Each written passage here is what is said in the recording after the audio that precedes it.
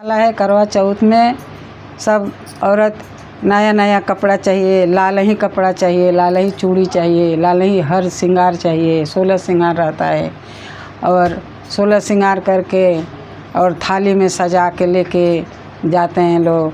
करवा रहता है, उसमें दिया कपूर अगरबत्ती सब लेके जाते हैं, हार लेके जाते हैं। उधर चंद्रमा बनाते हैं और डब्बे पर चंद्रमा बनाते हैं, उनको हार पहराते, दिया जलाते, उनको टिकते हैं सिंदूर से और दिया जला के और उनका पूजा करते हैं भगवान के। उसके बाद 4 फेरी लगाते हैं। कोई दूसरा कोई उनको हाथ में पानी देता है और वो अपना केस पकड़ के घूमती है 4 बार। तो क्या बोलती है, माटी के करवा सिक्की के सरवा माटी करवा, उगत चाँद बिस्वत पाती, चौथ के चाँद भूखे हवाती। हे भगवान चाँद तोहारे हवात हमार अम्मा।